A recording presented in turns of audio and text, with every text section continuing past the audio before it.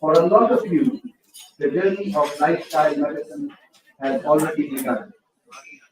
But for everyone else, your journey is about to start. We start the proceedings of today's session with the recitation of the Holy Quran. I will invite Qari Anas Ijaz of 4th year MBBS to come to the stage and bless us with the recitation and translation of verses 114 and 115 of Surah Al-Nahl. Qari Anas Ijaz.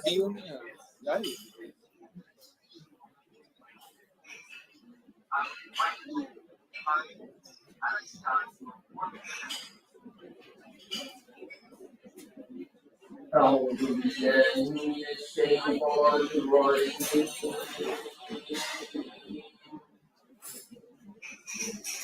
بسم الله الرحمن الرحيم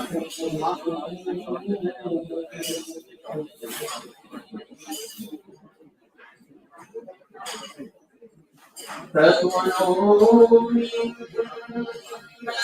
رزقكم الله حلالا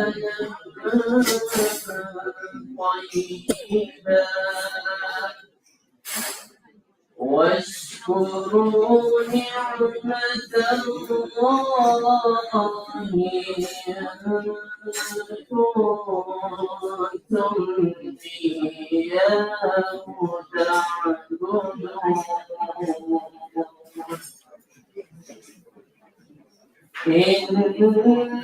إنما حرم عليكم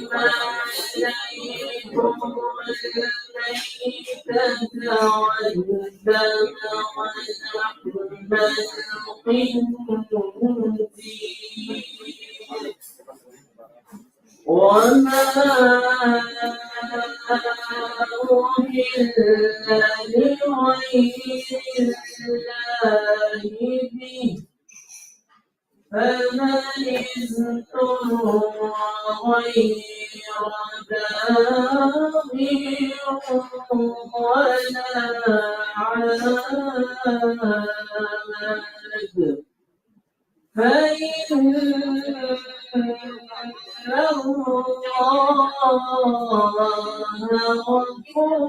الله غفور رحيم.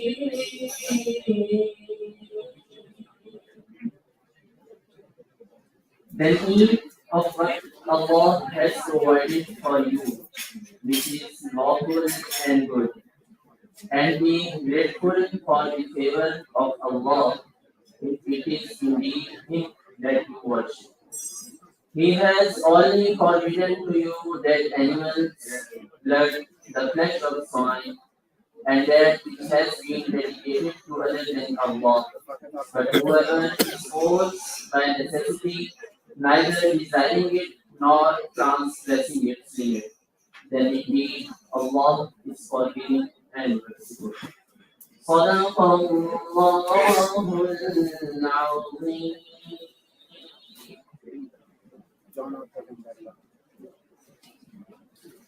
Jazakallah khairan. But whoever is forced by necessity, neither desiring it nor transgressing its limit, then indeed. Jazakallah khairan. Now the students of Islamic International Medical College will sing the national anthem of Pakistan. In respect of the national anthem, I would request everyone to rise. Thank you.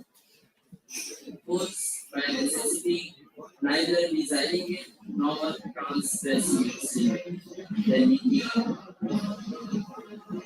Jazakallah khairan. Now the students of Islamic International Medical College will sing the national anthem of Pakistan. In respect of the national anthem.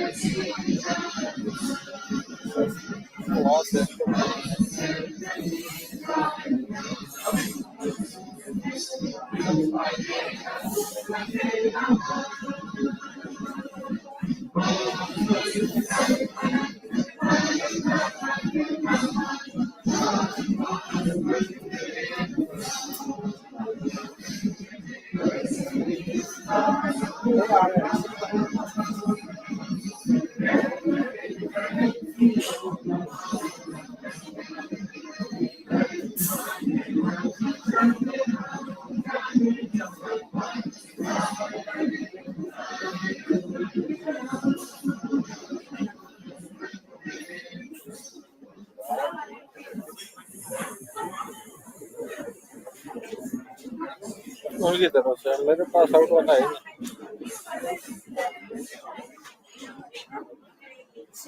Long live Pakistan.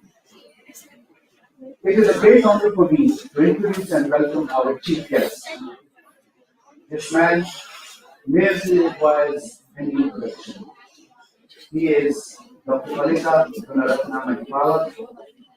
Dr. Mahipala is the country head and representative of World Health Organization, WHO, for Pakistan. We are grateful that despite his busy schedule, he has made time to join us today at the conference. Thank you very much, sir. I would also like to welcome our guests of honor and all our respected dignitaries and delegates who have joined us today.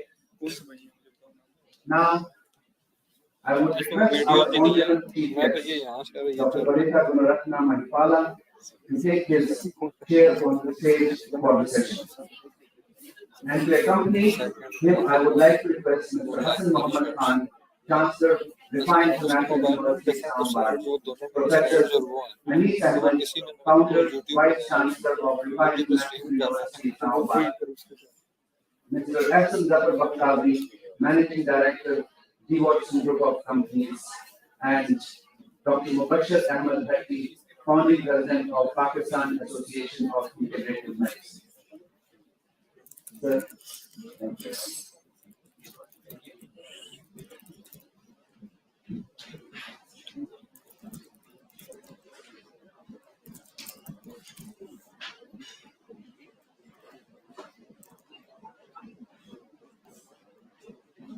Thank you, sir. With the permission of our chief guest, I would like to formally announce the third International Lifestyle Medicine Conference 2022 open. With the permission, sir.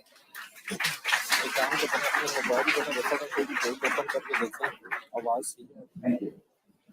As the host of this session, I would like to introduce myself first. I am Dr. Umar Zafar Jhagra, a cardiologist and general physician by profession, and a thought transformer, which is my passion.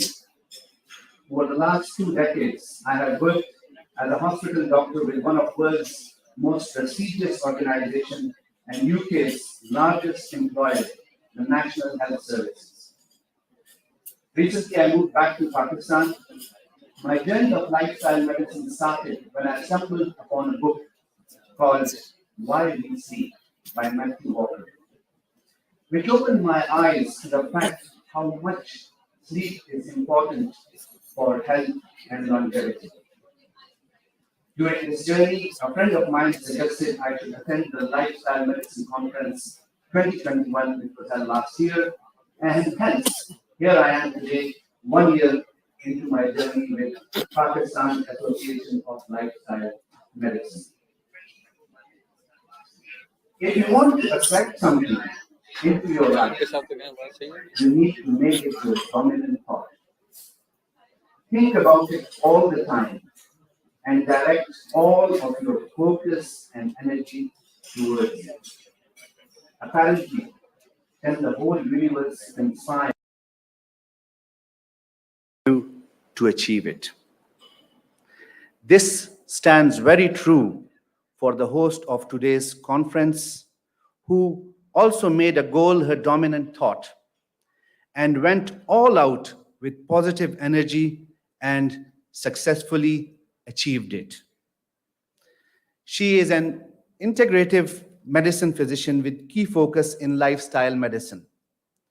She is Pakistan's first physician who is running a drugless family medicine clinic for the past 17 years. She is Director, Rifa Institute of Lifestyle Medicine, and Founder President of Pakistan Association of Lifestyle Medicine. She is also an advisory board member of International Board of Lifestyle Medicine USA and was awarded 2022 title of Change Maker by Institute of Lifestyle Medicine, Harvard Medical School. Indeed, this is something we Pakistanis should be proud of.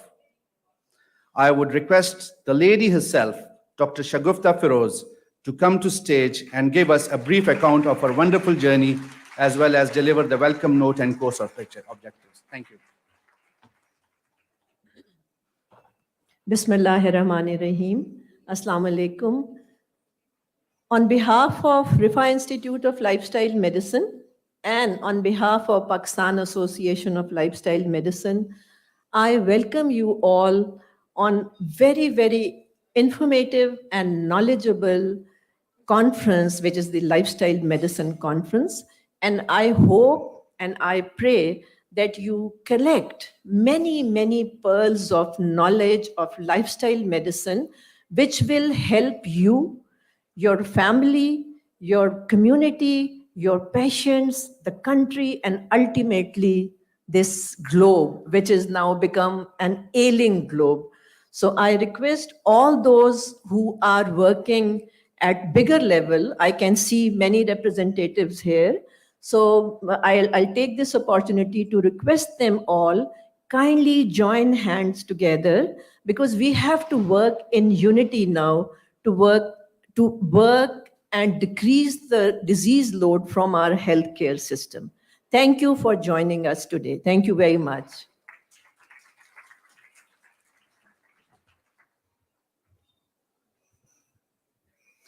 Thanks, ma'am. As Dr. Shagufta set her sails as a lone rider on the journey of lifestyle medicine, for which I would like to say in words of a famous poet, Majru Sultanpuri, मैं अकेला ही चला था जानेबे मंजिल मगर, मैं अकेला ही चला था जानेबे मंजिल मगर, लोग साथ आते गए और कारवां बनता गया. Which means I set off as a lone rider towards my destination, but people came along to join me and it began to turn into a caravan. The journey still continues, and to further take us along this beautiful journey, I would request Dr. Taira Sadiq, Professor of Community Medicine and Assistant Director, Rifa Institute of Lifestyle Medicine, who has also successfully completed her International Board of Lifestyle Medicine Diploma last year, to come to stage and educate us on Rifa Institute's journey of lifestyle medicine. Dr. Taira Sadiq.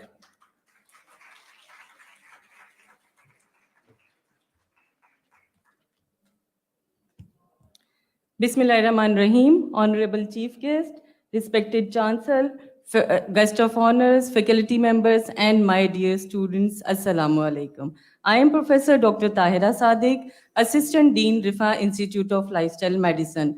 I'll be sharing brief overview of lifestyle medicine journey at Rifa International University.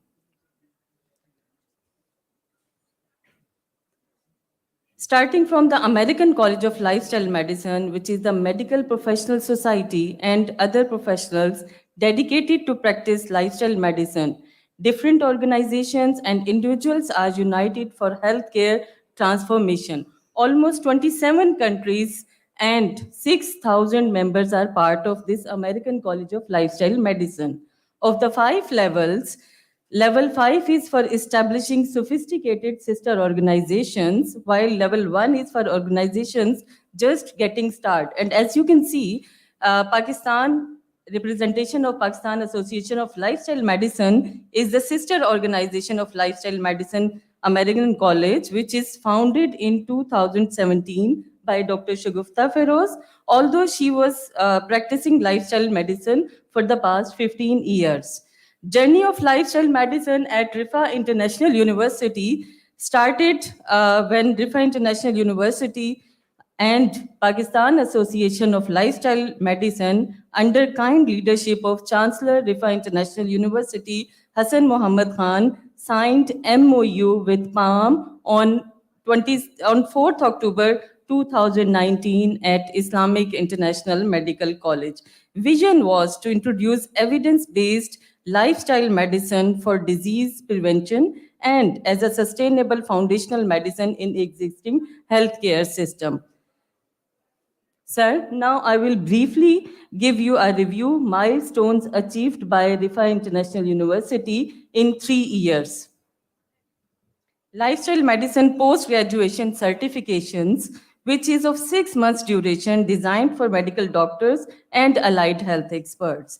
Consisting of 4 courses, national and international faculty members do participate in these courses. Unique feature of these courses is that there is exposure of patients in LM clinics, and they have to collect the data for that purpose. In 3 years, 4 batches of doctors and allied health experts have been graduated. Currently, we are taking 5th batch, and admissions for 6th batch are open, and the course of 6th batch will commence from January 2023. So as you can see, most of them were the doctors from different fields of basic and clinical health sciences and from all over the Pakistan and abroad.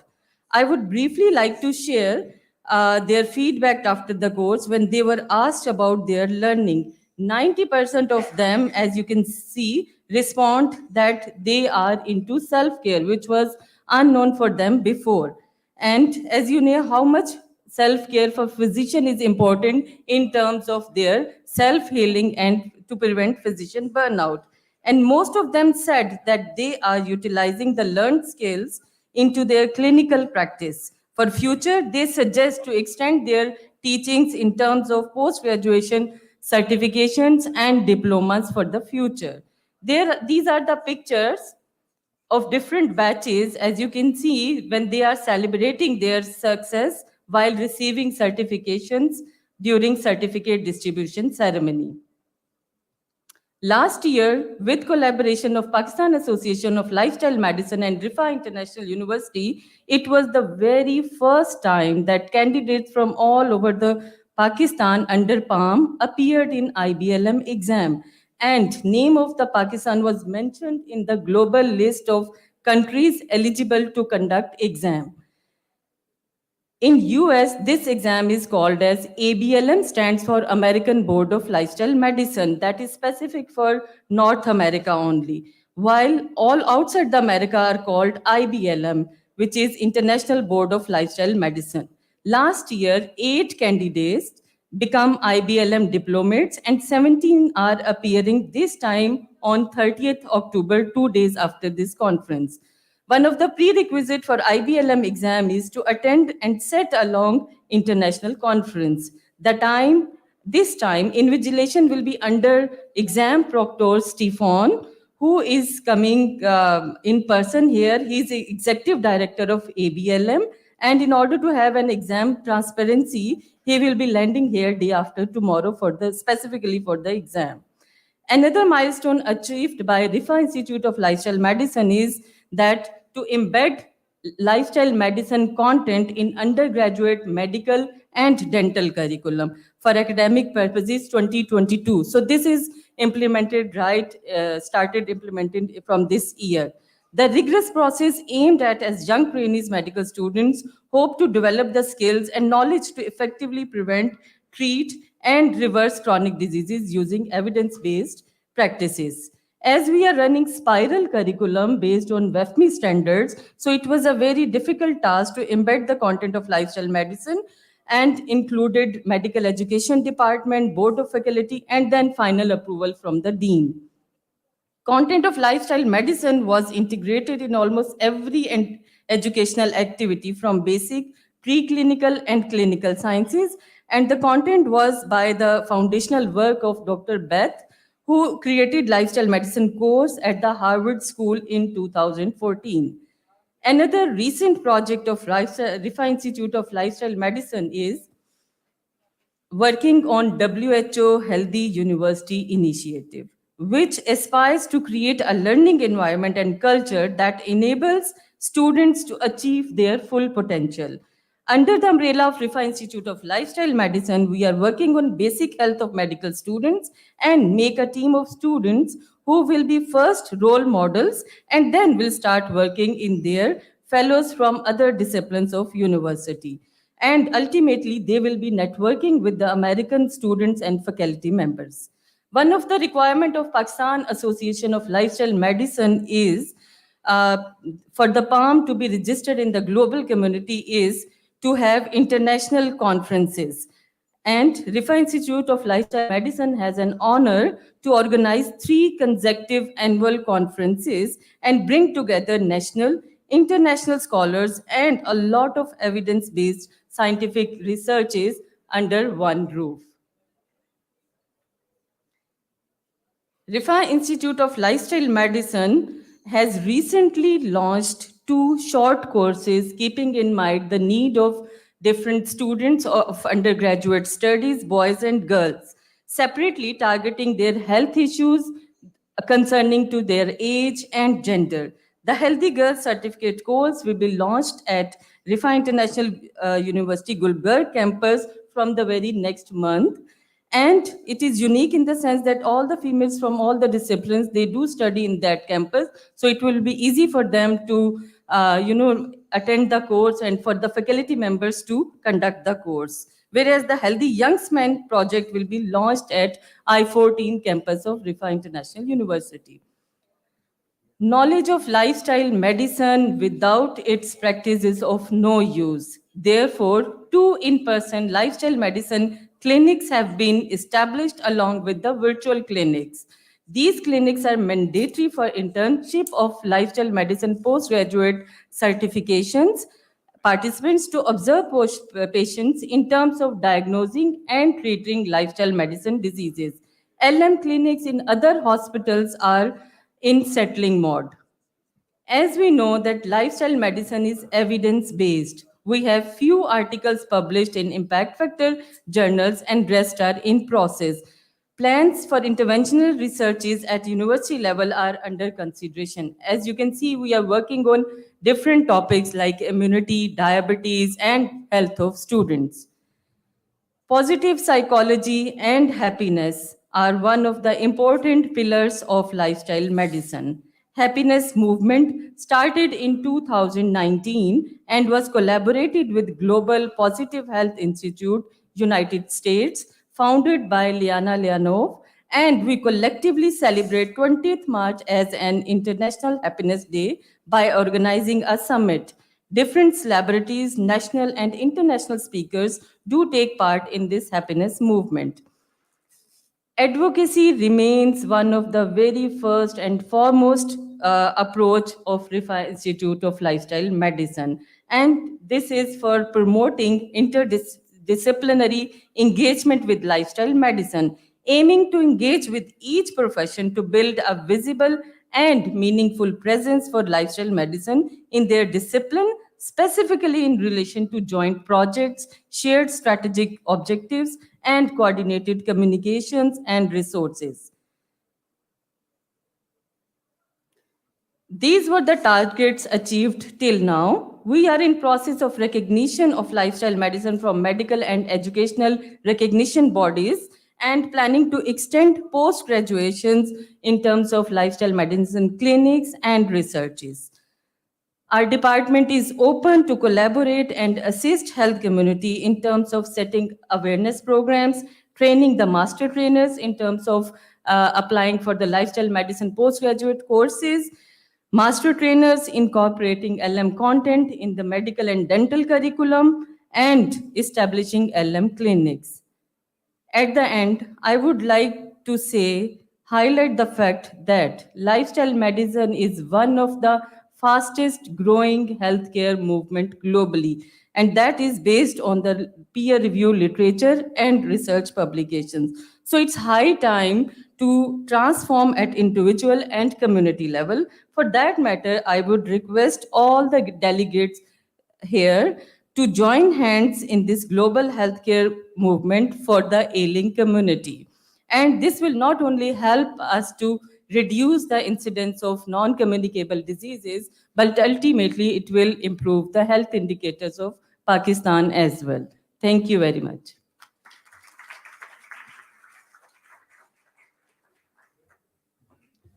Thank you very much, ma'am.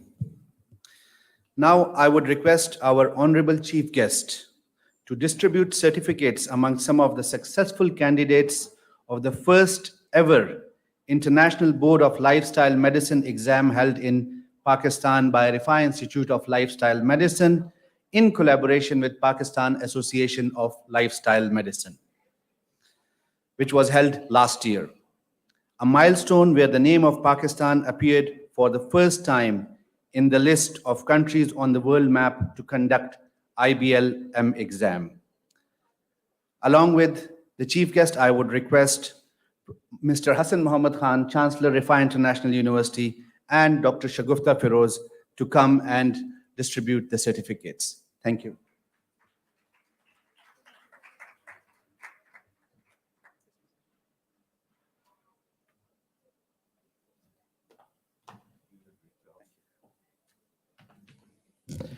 First,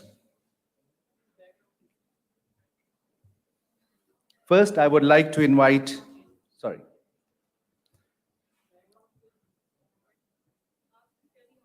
First, I would like to invite Brigadier Retired Maqsoodul Hassan to come and collect his certificate, please. Brigadier Retired Maqsoodul Hassan, who's Vice Principal, Islamic International Medical College.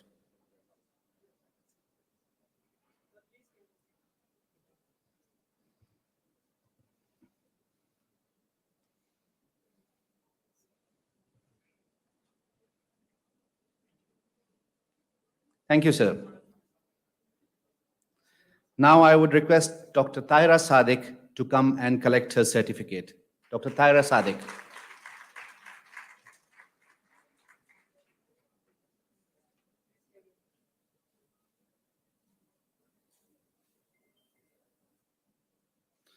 Next, I would request Dr. Fatima Ehsan to come and collect her certificate.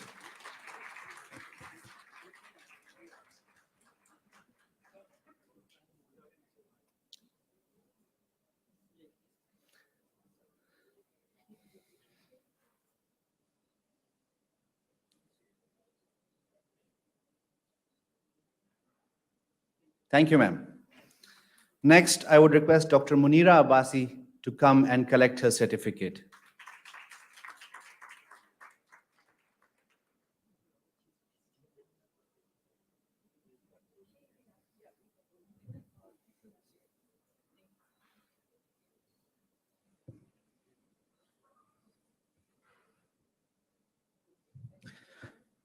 Next, I would request Dr. Sabahat Faraz to come and collect her certificate.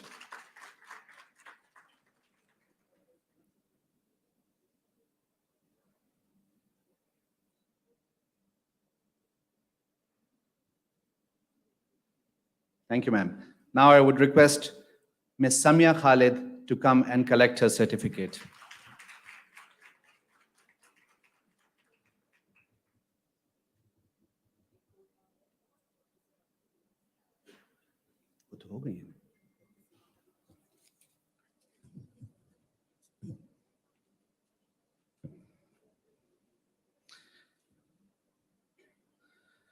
Next, I would request Dr. Amreen Tahir to come and collect her certificate.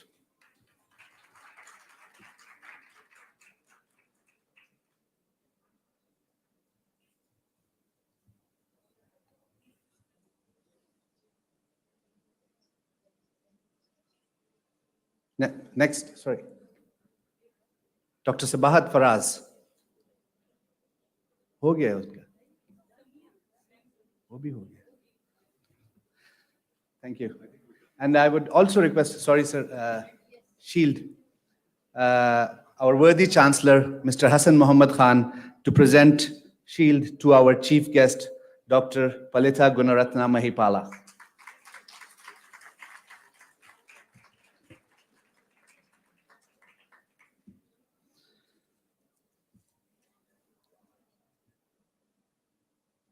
Thank you very much, sir. Now I would request Dr. Mahipala once again, who is the country head of World Health Organization in Pakistan since April 2019. He is a medical specialist by profession. Before joining WHO, he was working as Director General of Health Services, Additional Secretary of Health, and Deputy Director of General Public Health Services, Government of Sri Lanka. Sir, if you would kindly share with us your views about our conference today and WHO's effort to make the world a healthy place to live in. Thank you very much, sir.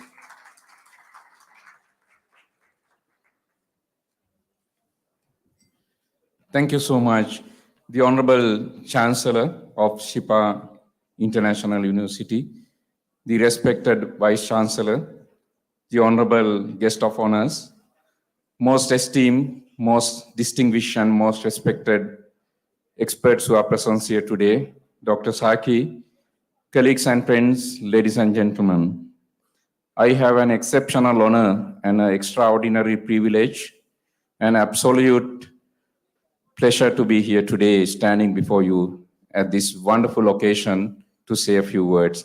Let me first express my sincere gratitude and thanks to Dr. Saiki and the Shipa University for inviting me to witness this great event.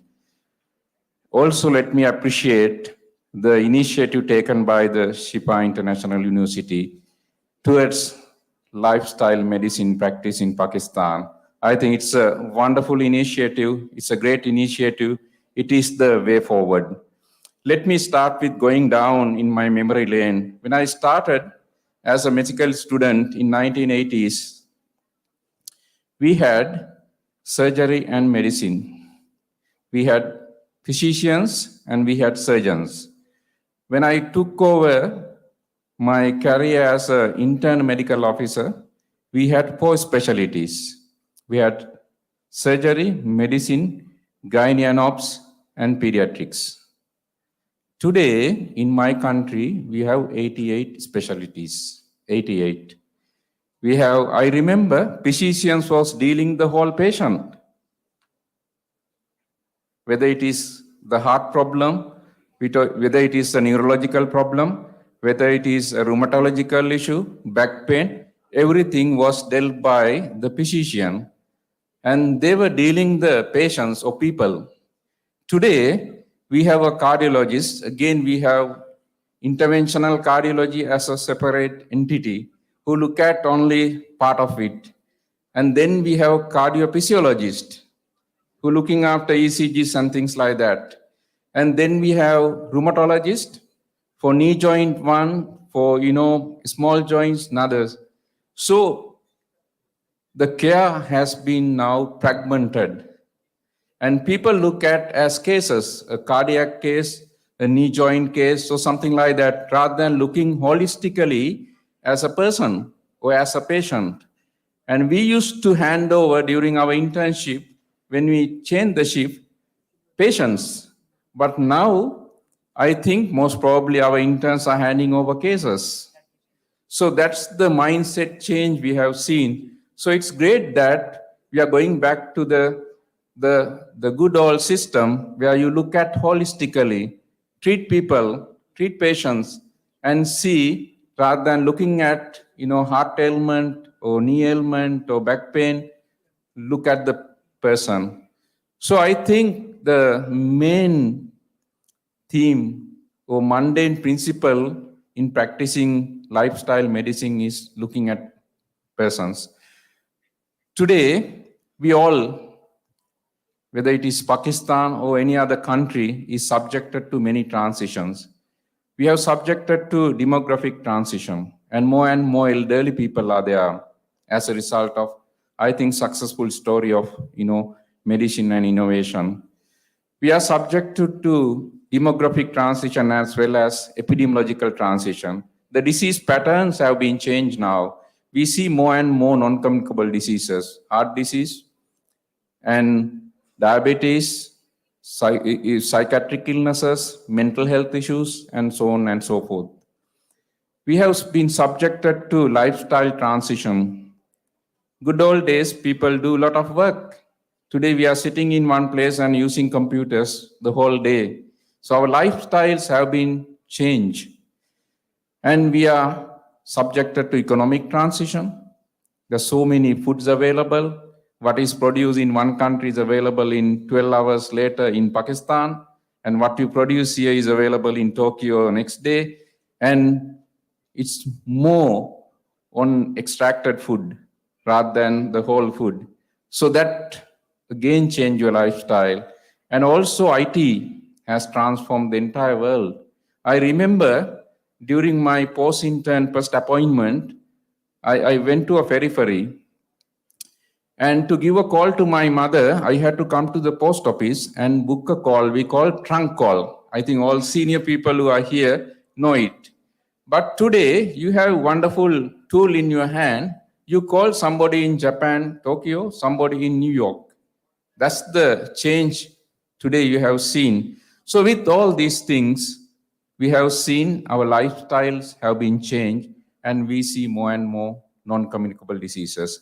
If you look at the mortality across the world today, annually 55 million deaths we record, out of which 41 million deaths, or close to 70%, is due to non-communicable diseases.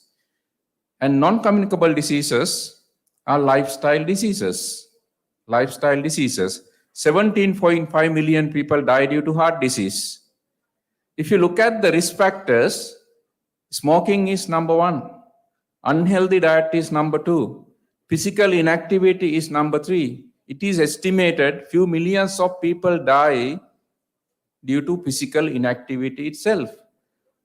Now we see the double burden of diseases, and when you look at the nutrition issue in Pakistan, we see stunting as one of the biggest problem. Severe acute malnutrition is very high threshold.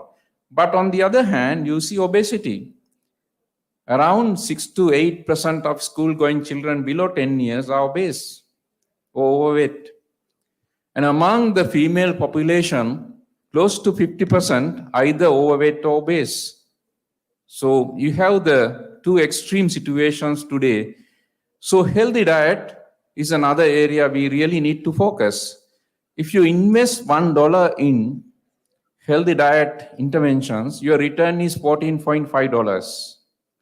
If you invest $1 on prevention from smoking, your return will be about $10, $11.2. If you invest on treating a cancer patient, you invest $1, your return is $1.8, $1.9. You see the difference. So we need to really focus on health promotion, primordial prevention, primary prevention. Those are the areas where we need to look at. We need to do it individually by focusing on individuals, as well as we can talk about the population-wide interventions. So WHO was really focused on lifestyle medicines or healthy lifestyle approach for non-communicable diseases. You need to really look at how we can prevent it. Smoking. Last century, smoking has killed 100 million people. This century, this 100 years, if the same trend continues, 1 billion people will die to smoking. 1 billion. Simple intervention, you need to talk on smoking and you need to have services for quit smoking. Unhealthy diet also same. One of the most main reason for heart disease, I think cardiologists are maybe here in this audience, I need not to elaborate, but unhealthy diet is one of the main reason. High trans fatty acid consumption in Pakistan is quite high. And then the low fruit consumption, low fiber consumption. So it's a matter of, arranging the diet. So what I was trying to say is now we need to really look at the lifestyle medicine or healthy lifestyle approach.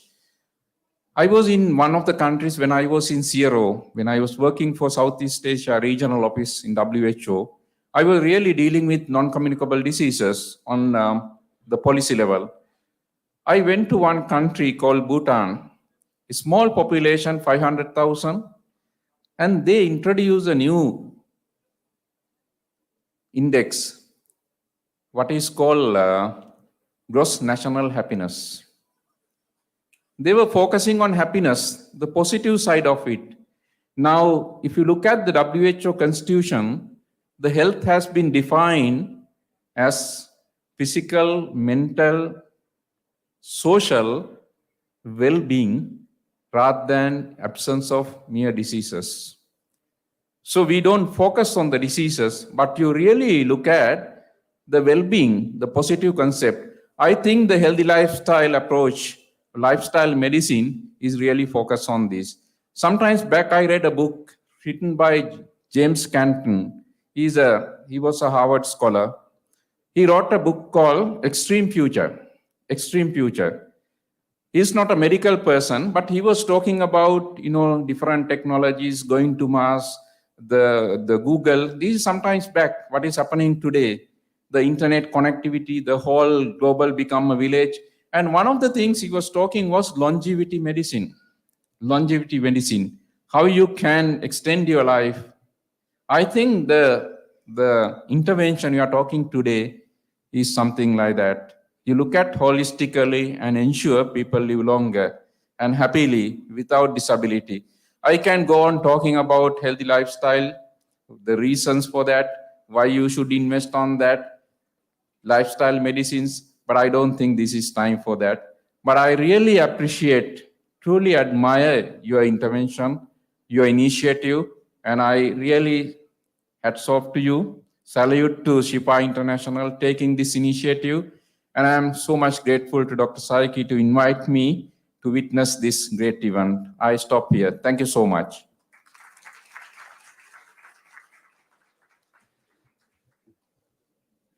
Thank you very much, sir, for educating us with such important information.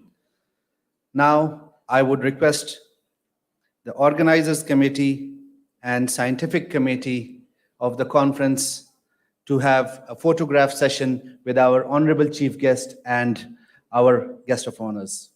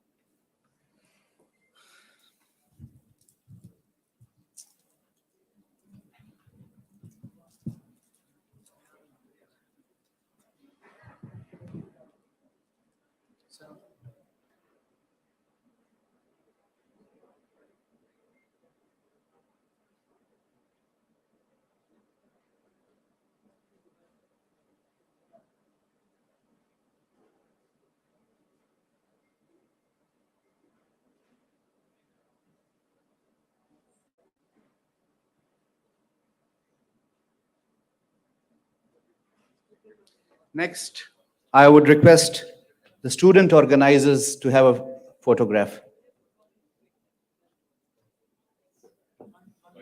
One last, please.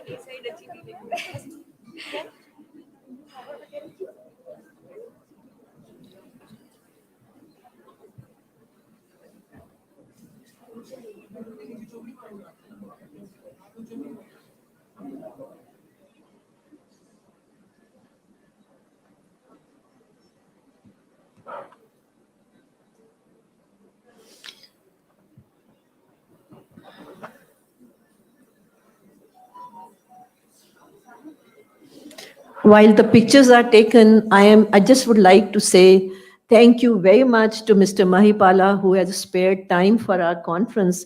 He's too busy. He has given us little time, but his presence here was very valuable for us.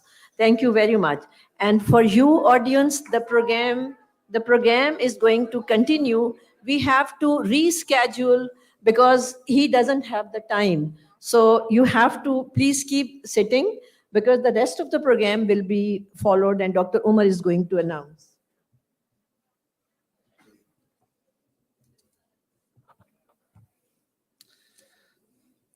Thank you very much.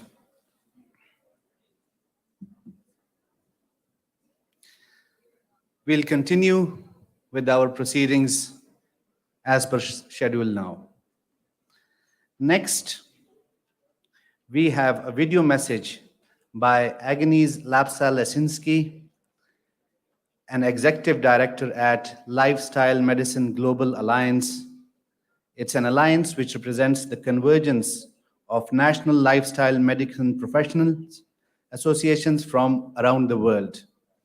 I would like to play the video message, please. Thank you.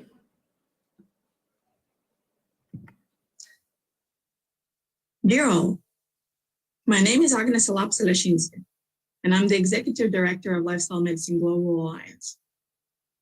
In the name of the international lifestyle medicine community, it is my honor and pleasure to congratulate you all at the third conference of the Pakistan Association of Lifestyle Medicine. Lifestyle medicine is a new discipline in the field of medicine, and we have a long way to go for it to become a generally accepted foundation of healthcare. Systemic change is slow, and this is why being part of Lifestyle Medicine Global Alliance is so important. Lifestyle Medicine Global Alliance is a network of national lifestyle medicine organizations around the world. Right now, LMGA brings together organizations from 27 countries in all continents of the world, with new countries joining every year.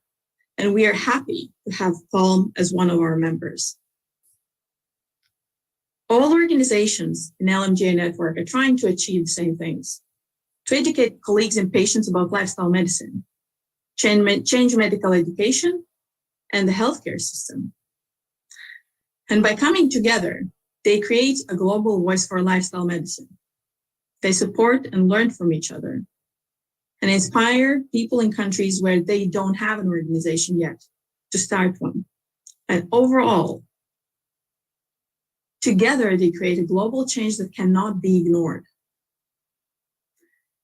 The COVID pandemic has been an enormous challenge for medical profession in many countries, making it very difficult to dedicate time to anything else. Creating a vibrant community and flourishing organization takes a lot of work and unwavering dedication. And therefore, I'm especially happy to see how PALM has grown over the past few years. And as PALM develops further, it is easy to forget that each of you are not just a member of this association. You also have an ownership in it. You're an equally important part of creating further change and growth in PALM and in Pakistan. And as you actively participate in PALM, you're creating an opportunity to surpass your own aspirations through collaboration and companionship. Together, you will create new practices and education for doctors, new hope and ownership of their health of patients, and slowly you will generate a shift in the healthcare system to incorporate lifestyle medicine principles and to serve the people of Pakistan better. If it was quick or easy to change the system, it would have been done already. Therefore, I wish you all to have persistence to pursue what you find meaningful, to reflect on the journey you've already completed so far, especially for the moments when your motivation fades, and to have a strong belief in the bright future of lifestyle medicine, so it gives you the strength to continue building change every day, even if it is something small. Once again, congratulations on your third International Lifestyle Medicine Conference.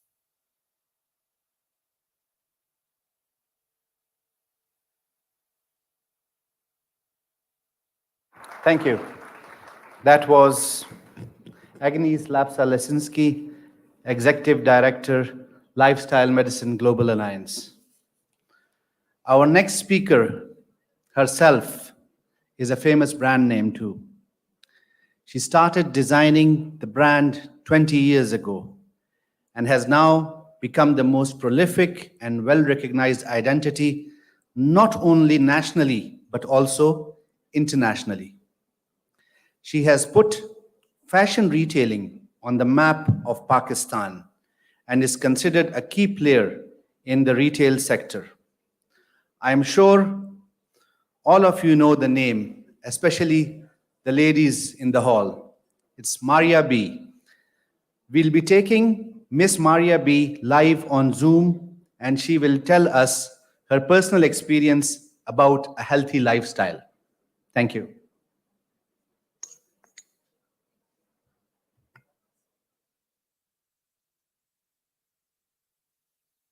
Assalamualaikum, everybody. Assalamualaikum, this is Maria B. And I'm so honored that I can be a part of this conference today. Just to let you know, I have been a student of Dr. Shagufta Feroz. She has been my guru in lifestyle medicine for the past 18 years. I noticed the first time I saw her, I had just had a baby. And I was 29 years old, and my body had stopped listening to me. My mind and my body were not integrated at all. So I was in a fix, and somebody told me about her. I went to her, and that was the day my life changed. Earlier, before that, I was constantly having sugar, constantly having processed food. I was addicted pretty much to everything processed and unhealthy. Since that day, then I had my baby, and as soon as she was 6 months old, I've been dealing with using the lifestyle medicine philosophy on her. 10 years later, I had another baby. I was 39. And if I say that my latter pregnancy at 39 was easier, my baby, who's a boy, has a very different personality to what I had at 29. My body and my mind were in sync. There was no excess weight gain. There was no anxiety. I wasn't throwing up in my first trimester. Everything, my complications during my first pregnancy and second pregnancy were mind-blowing. And everyone thought, you're 39 and how come you're having an easier pregnancy? I said, it's because of SLP, which is a lifestyle medicine, which is Dr. Shagufta Feroz, who is unbelievable. So my mindset of how to transform and make a connection with my mind and my body started 18 years ago. What I didn't realize was that the next process is the mind, the body, and the spirit. So my youngest son, my son, who is 7 now, is naturally calmer. My daughter, when I wasn't following SLP, when she was born, was anxious and colic, and my son isn't. So that was a very, very noticeable difference that I had. The second difference, which I must say, is the connection that the mind, the body, and the spirit, once they're connected, how God enters your life, how the spirit gradually goes towards Allah, and our spirituality is heightened. Both my kids are very well connected with the spirit and Allah, and I feel it has a lot to do with the pure food that we eat. Purity in itself is Allah. And the pure food that I've been eating for the past 18 years of my life, doing away with anything non-processed, my son, who's 7, literally reacts to food now, which is genetically modified. Sometimes when he eats corn, which is local and not genetically modified, his stomach is fine. And sometimes when I give him corn, he instantly reacts, and I know, okay, this must be the genetically modified one. That is how, on a cellular level, I feel our body is connected to God and the purity of God and the purity of the stuff that He has created for us. And this was a process from unhealthy to healthy to a connection between the mind and the body, and now the spirit, which is now being transferred into my kids, which I feel is miraculous, and nobody knows about this, and we should talk more about this. I'm sure you guys professionals know, but it has been a journey for me, and I would like to just thank Dr. Shagufta Feroz for this, because it was life-altering. Another thing which I have been working on in Pakistan is the dysfunctional reproductive health, which is the gender dysphoria, which is growing a lot in our youth. And I genuinely feel it is because the spirit and the body and the mind are not connected in our children because of the junk food and the food that they generally eat.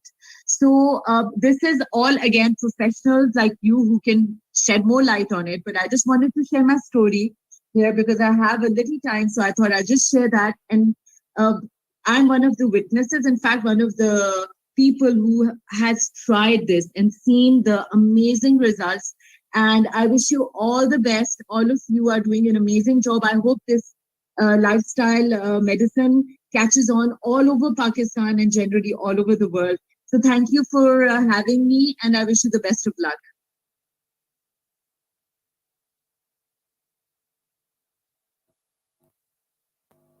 Thank you very much. Since time immemorial, plow has been man's best friend. Tilling and plowing have been helping us fulfill our food needs. Agriculture still continues to be the backbone of our country's economy. I personally come from a family of agriculturists as well. Let me say, agriculture is very closely related to lifestyle medicine. And thus our next speaker, who is Director of Agri-Tourism in Pakistan and the founder of Greenhouse Farms and Clean Swan River, I would like to invite Mr. Khwaja Mazhar Iqbal to come on stage and tell us about the importance of agriculture in healthy lifestyle. Khwaja Mazhar Iqbal. अस्सलाम वालेकुम। मेरे पास 5 minute हैं तो मैं अपना वक्त अंग्रेजी में ज़ाया नहीं करूँगा। अभी मैं मारिया बी को सुन रहा था। मारिया बी को जानते होंगे तो मैं उनको एक और कनेक्शन से जानता हूँ। अगर आप गूगल करें, उनका एक किचन गार्डन है उनकी छत के ऊपर। उन्होंने छत के ऊपर गन्ने तक उगाए हुए हैं। तो मेरा जो ताल्लुक है वो एग्री टूरिज्म से है। वैसे तो मेरा प्रोफेशन में बैकग्राउंड मेरा मार्केटिंग का है, कंसल्टिंग का है, और पिछले 20 साल से हम पाकिस्तान के डिफरेंट इदारों को कंसल्टिंग दे रहे हैं मार्केटिंग के अंदर। लेकिन मेरा 10 साल पहले कनेक्शन हुआ फार्म्स के साथ और एग्रीकल्चर के साथ।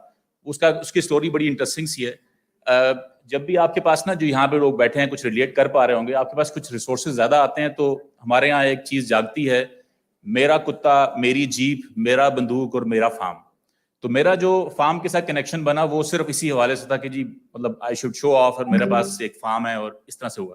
लेकिन जब मैं इसके अंदर डीप डाउन गया तो मुझे अंदाज़ा हुआ कि ये हमारा जो लाइफ स्टाइल है और हमारी जो एग्रीकल्चर के साथ जो मेरा जो कनेक्शन बना है वो एक बहुत मीनिंगफुल था। क्योंकि सबसे ज़्यादा इस वक्त की ज़रूरत है किसी चीज़ को मार्केटिंग की, तो वो है एग्रीकल्चर। आप में से जितने लोग बैठे हैं ना, तो आपके बच्चे जो डॉक्टर्स हैं, इंजीनियर्स हैं, प्रोफेसर्स हैं, टीचर्स हैं, आप लोग रिलेट कर पाएंगे अपनी चीज़ों को कि डॉक्टर का बच्चा डॉक्टर बनना चाहता है, इंजीनियर का बच्चा इंजीनियर बनना चाहता है, प्रोफेसर का बच्चा बन सकता है। दुनिया में जितने प्रोफेशंस हैं, जो बड़े बड़े प्रोफेशंस हैं, लेकिन फार्मर का बच्चा फार्मर नहीं बन रहा। क्यों? इसलिए कि हम ना तो उसको इज्जत दे रहे हैं, ना हम उसको रिवॉर्ड दे रहे हैं, ना उसको पैसा देते हैं और ना ही उसको इज्जत देते हैं। तो अगर हम लोग एक कोशिश करें अपनी हमारी जो मूवमेंट है agri tourism development corporation of Pakistan, हम कोई 1200 के करीब मुख्तलिफ फार्म ओनर्स हैं जो पूरे पाकिस्तान में डिफरेंट चीज़ें ग्रो करते हैं। तो हम ये एक तबलीग कर रहे हैं कि आप अपनी चीज़ों को खुद ग्रो करने की कोशिश करें। आप उसमें कामयाब हों या ना हों, लेकिन आपको पता चलेगा कि आप ग्रो कैसे कर सकते हैं। हमारे बच्चों को पता ही नहीं है कि मूली ज़मीन में लग रही है या दरख्त पे उगती है। अगर हमारे बच्चों को आप अपने घरों में किचन गार्डन बनाएं, आप अपने आप को कनेक्ट करें गाँव के साथ। मेरा एक फिक्रा है, मैं अक्सर कहता हूँ कि जी जिसका गाँव है वो गाँव जाया करे, जिसका गाँव खो गया है वो गाँव तलाश करे, और जिसका गाँव नहीं है वो नया गाँव बना ले। मारिया बी ने अपने छत के ऊपर एक गाँव बना लिया। तो जो गाँव कनेक्शन है ना, वो हमें जिंदा करना है। मुझे नहीं पता कि आज से कोई 20 साल पहले शहर हमारा पिंडी इस्लामाबाद खाली हो जाया करता था जब ईद शब रात होती थी या लोग घरों को जाते थे। अब नहीं होता, क्योंकि अब लोग गांव नहीं जाते। हमें अपने बच्चों को गांव के साथ जोड़ना है। یہ جو ہیلدی لائف اسٹائل آپ نے ساری سنی ہے نا, جو کل بھی سنیں گے, ویسے میری کل 20-25 منٹ کی اسپیچ ہے, اس میں لمبی پریزنٹیشن سنا دیں گے, لیکن ابھی کیونکہ وقت کم ہے تو ہم ذرا اس پہ فوکس کرتے ہیں کہ یہ جو ساری لائف اسٹائل ہے نا, اس کا سب سے جو آسان طریقہ ہے وہ اپنے آپ کو جو گاؤں کے ساتھ جوڑنے کا ہے. اپنے آپ کو گاؤں کا کنیکشن کیا ہے؟ صبح آپ روشنی کے ساتھ اٹھیں, آپ سورج کی روشنی کو دیکھیں صبح, اور اس کے ساتھ اپنی زندگی کو شروع کریں, اور شام کو مغرب کے وقت سورج جیسے ہی نیچے جا رہا ہے تو سن سیٹ کو دیکھتے ہوئے اپنی ایکٹیویٹیز کو ختم کریں. تو اپنے آپ کو, لوگ مجھ سے پوچھتے ہیں جی کہ میں نے پچھلے 20 سال میں میں نے چھٹی کوئی نہیں کی, کیونکہ میں یہ سمجھتا ہوں کہ جو بھی لوگ جو کام کرنے والے لوگ ہیں ان کو چھٹی بڑی زہر لگتی ہے. لیکن چھٹی کرنے کا مطلب یہ ہے کہ آپ اپنا کام اپنے کام کے وقت میں ختم کریں, 4 گھنٹے 6 گھنٹے 8 گھنٹے 10 گھنٹے, اور روز اپنی فیملی کو ٹائم دیں. تو آپ روز چیریش کریں اپنی ایکٹیویٹی, اپنی چیزوں کو پلان کریں. آپ صبح, سب سے جو مجھے پسند ہے نا لوگ جو ٹیچرز ہیں, کیونکہ یہ لوگ صبح جلدی اٹھتے ہیں. باقی لوگ نہ تو بزنس کمیونٹی اٹھتی ہے, نہ کوئی اور پروفیشن اٹھتے ہیں, لیکن ٹیچرز, ایجوکیشنرز, جو یہ آپ اکیڈیمیا ہے, یہ صبح جلدی اٹھتا ہے. تو اگر آپ لوگ, اور آپ لوگ بچوں کو, جو ہمارے یہ یوتھ ہے, جو اسٹوڈنٹس ہیں, ان کو انگیج کر سکتے ہیں نیچر کے ساتھ کنیکٹ کرنے کے لیے. تو میں آپ سب لوگوں کو ایک مبارکباد دیتا ہوں, خاص طور پہ جو ڈاکٹر شگفتہ ہیں, اس کے علاوہ اور جو ہمارے دوست یہاں موجود ہیں. آپ ان سب چیزوں کو اڈاپٹ کریں, نیچر کے ساتھ کنیکٹ ہوں, اپنے آپ کو کسی نہ کسی حوالے سے. اصل میں ریزن یہ ہے کہ ہمیں پتہ ہی نہیں ہے, ہم ویکینڈ کے اوپر شاپنگ مال تو جاتے ہیں, لیکن ہم کبھی کسی کھیت میں جا کے, آج تک ہم نے, آپ میں سے کتنے لوگوں نے باغ میں سے کوئی پھل توڑا ہے ریسنٹلی؟ ٹھیک ہے, آپ میں سے کتنے لوگ کسی سبزی جہاں گرو کی جاتی ہے وہاں سے آپ سبزی لے کے آئے ہیں؟ آپ اپنے بچوں کو کتنے کو لے کے جاتے ہیں؟ ہمارا جو ایگری ٹورزم ہے, جو ہم ایگری ٹورزم کے اگینسٹ جو ایک ایکٹیویٹیز کرتے ہیں, پورے سال میں ہم 100 سے زیادہ پروگرامز کرتے ہیں, اس کو ہم میلے کہتے ہیں. میلہ کیا ہے یہ تو میری خواہش ہوگی سر, اگر آپ لوگ برا نہ منائیں, چوتھا آپ کانفرنس کسی فارم پہ کریں, اور جو لائف سٹائل کی آپ بات کر رہے ہیں نا, صبح سن لائٹ سے اس کو شروع کریں اور شام تک ہم ختم کریں. اور وہ ساری چیزیں, وہ ایکسرسائز, وہ کھانا پکانا, وہ کیسے آپ, اور یہاں پہ بہت اچھے اچھے فارم اویلیبل ہیں. اگر میں بھی آپ کو ہیلپ کر دوں گا کسی ایسے فارم پہ جہاں پہ کہ آپ یہ ساری ایکٹیویٹیز کر کے دکھائیں. کہ میں تو بلکہ کہتا ہوں کہ وہاں پہ رات رہنے کا بھی, یہ 2 دن کی کانفرنس ہے, تو ایک دن وہاں پہ رات رہنے کا انتظام ہو, اگلے دن شام کو جلدی سوئیں, صبح سورج کے ساتھ اٹھیں, اور پھر پوری 48 گھنٹے گزاریں, 36 گھنٹے, مطلب صبح سے لے کے اگلے دن شام تک. تو یہ آپ کی وہ ساری چیزیں جو آپ کے سارے ڈاکٹرز پروفیشنلز کہہ رہے ہیں, وہ اس کو ایکسپیرینس کریں, اور ایسا ہو رہا ہے, دنیا میں ہو بھی رہا ہے. اور ایک ریزورٹ ہے سر آسٹریا میں, جو بلینئرز کا کلب ہے, وہاں جاتے ہیں لوگ, ارب پتی لوگ جاتے ہیں. تو وہاں پہ جا کے وہ بیسیکلی 1 ہفتہ یا 1 مہینہ رہتے ہیں, اور وہ بڑی ہی بنیادی چیزوں پہ فوکس کرتے ہیں. میں آپ سے ریکویسٹ کروں گا ڈاکٹر سے یا جو پروفیشنلز ہیں, کہ جو اس ریزورٹ میں کیا سکھایا جاتا ہے, کروڑوں روپے پاکستانی, مطلب کروڑوں روپے لے کے, ان کے $1000 لے کے, وہ یہ کہتے ہیں کہ جی آپ اپنے لیے خود اگا کے کھائیں, یا کم از کم کسی ایسے گاؤں کے ساتھ, یا کسی ایسے فارمر کے ساتھ, یا کسی ایسے بندے کے ساتھ جڑ جائیں جو آپ کے لیے چیزیں گرو کرے. پہلی چیز. دوسری وہ کہتے ہیں جی کہ آپ اپنے لیے کوشش کریں خود پکا کے کھائیں. بڑی عجیب سی بات ہے, یہ دنیا کے ارب پتی لوگوں کو یہ ایڈوائز کی جاتی ہے کہ آپ اپنے لیے خود پکا کے کھائیں. کتنا ٹائم لگتا ہے؟ میں پچھلے 4 سال سے اپنے لیے کم از کم دن میں 1 میل اپنے لیے خود بناتا ہوں. 1 انڈا, آپ نے سلائس, آپ کی بیگم صاحب بھی خوش ہو جائیں گی, بچے بھی خوش ہو جائیں گے, اور آپ خود بھی, آپ کو پتا ہوگا کہ کیا کھا رہے ہیں آپ. اگر میں 3 چیزیں آج کہوں کہ جی آپ چینج کریں, سب سے پہلے اپنا آئل چینج کریں, کوکنگ آئل چینج کریں. یہ سب سے, جتنے بھی ڈالڈا, سویا سپریم, یہ سب چیزیں جتنی ہیں, یہ سب بیسیکلی لوبریکنٹس ہیں. اگر آپ سرسوں کا آلیو آئل نہیں کھا سکتے, سرسوں کا تیل کھائیں, 550-600 روپے کلو ہے, اور اٹس ایزیلی ایڈیبل, ہم 4 سال سے کھا رہے ہیں. اسی طرح ہی آپ اپنی زندگی کے اندر جو کچھ پازیٹیو چیزیں جو لا سکتے ہیں, ان میں سے جیسے میں نے بتایا کہ اپنے لائف سٹائل کو, اپنے ٹائم سپین کو بدلیں, اپنی نیند کو, جس میں یہ سارے, جو میرا لائف سٹائل کے ساتھ کنیکشن بنا نا یہ آپ کے دوستوں کے ساتھ, وہ ریزن یہ ہوا کہ مجھے ایک ڈاکٹر صاحب نے بتایا کہ بیسیکلی ہم جا ایک کی طرف رہے ہیں, میں اس طرف سے آ رہا ہوں, آپ لوگ اس طرف سے آ رہے ہیں. تو آپ لوگ سب, یہ آپ کے سامنے ایگری ٹورزم کا لوگو نظر آ رہا ہے, آپ سوشل میڈیا کے ذریعے کنیکٹ ہو جائیں.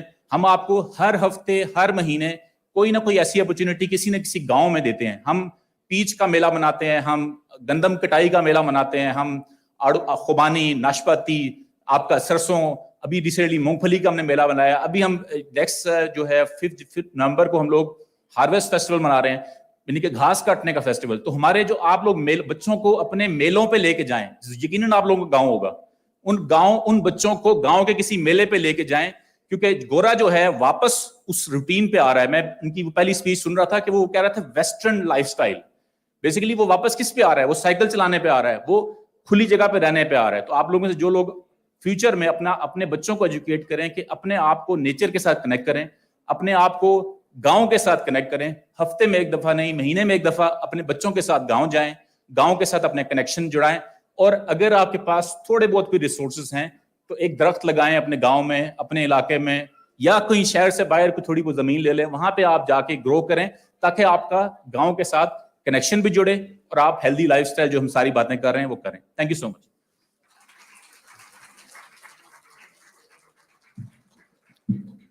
Thank you very much, Khwaja Saab. Doctor ka beta doctor nahi banega. That is what I am saying. My son wants to be a YouTuber, and the other one wants to be a cricketer. Right. Or oil color, yes.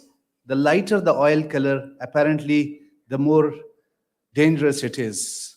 Jis tarah unne mention kiya sarson ka tel, it's cold pressed, is quite dark. And that is what my mother has started using at our place as well. So actually it needs thought transformation. So we have to change our thought process and not pick up the dalda and all those oils. Next, stress. I'm sure I'm stressed here whilst on the stage. Stress is one of the root causes for the chronic illnesses globally, be it mental, physical, spiritual, or psychosocial. It can be at work, at home, on the road. And let me tell you about on the road. I commute in Peshawar from my village to the city, and it's like in non-rush hours, it should be a 10 minutes commute. And it takes me 30 to 40 minutes. The stress I have to go through because of the traffic. It can be anywhere, and that is why it's the root cause.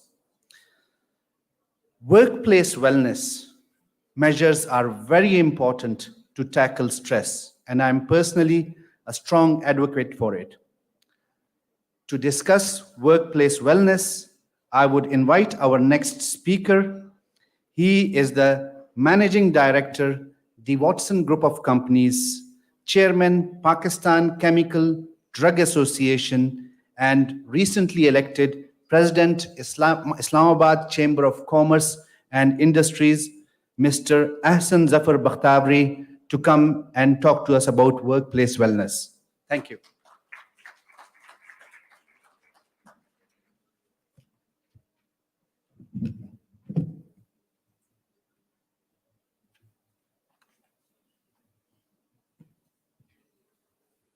Bismillah ar-Rahman ar-Rahim.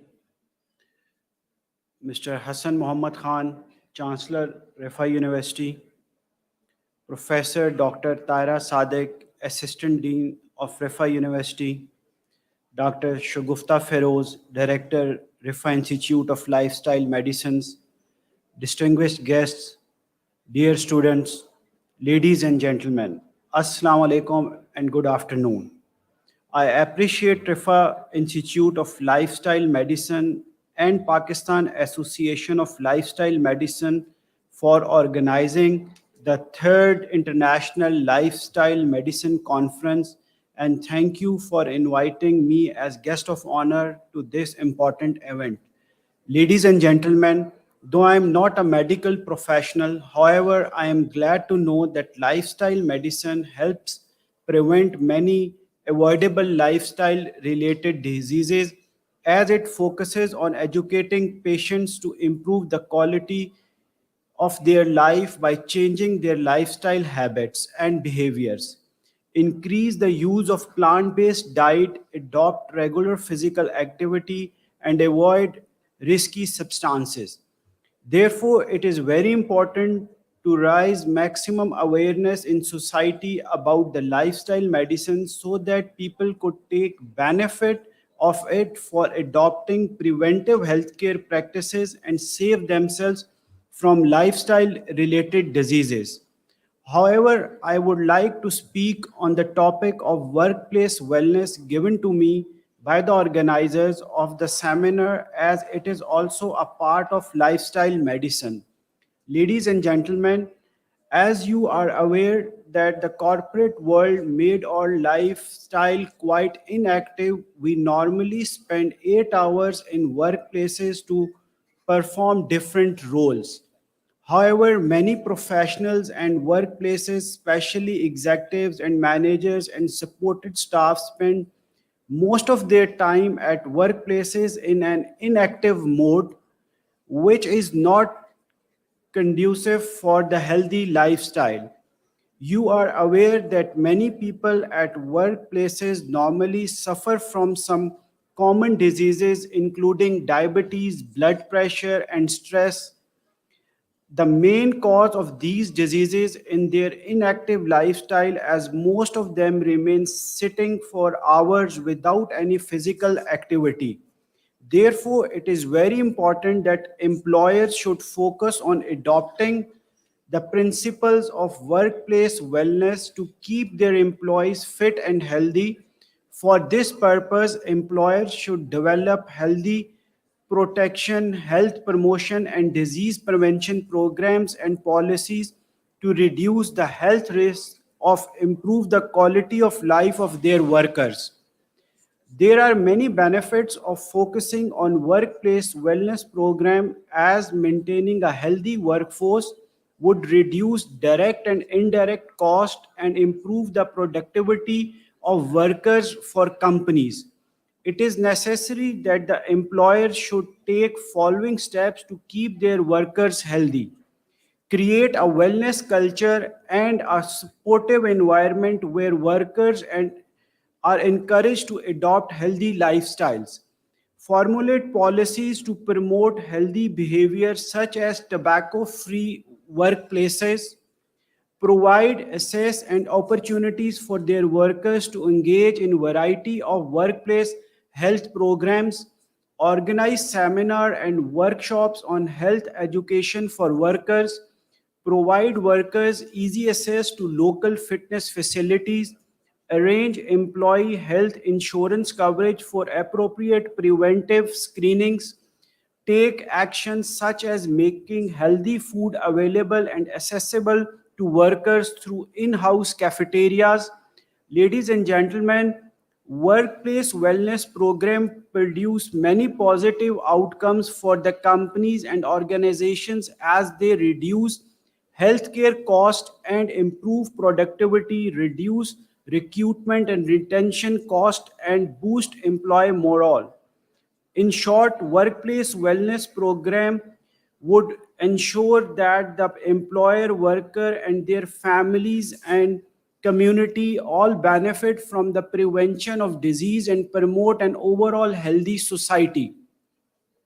With these remarks, I once again appreciate the efforts of Rifa University of Lifestyle Medicine and Pakistan Association of Lifestyle Medicine for organizing the 3rd International Lifestyle Conference, and hope that it would produce beneficial results for all the stakeholders. Together, we can make Pakistan a healthy, progressive, and prosperous country. Thank you. At last, I would like to request the Chancellor of Rifa University to conduct a health awareness program at Islamabad Chamber of Commerce and Industry, so that the members of the business community should know the benefit of health awareness and all your these objectives which you are carrying forward. Thank you, sir, and thank you.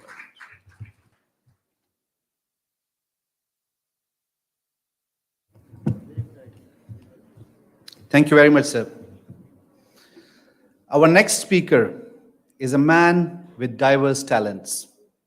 He is a medical doctor as well as a naturopath. He has certification in nutrition consultancy from North America. He's done his master's in business administration. He is the founding president of Pakistan Association of Integrative Medicine an executive coaching lead for South Asian Academy of Physicians and Surgeons, a member of National Commission for Human Development, International Ambassador for World Organization of Natural Medicine Canada, and above all, he has worked with the legendary boxer Muhammad Ali Clay as Secretary General of Muhammad Ali Islamic Foundation. I would invite Dr. Mubashshir Ahmed Bhatti to come and talk to us about chronic disease challenges in Pakistan. Dr. Mubashshir Bhatti.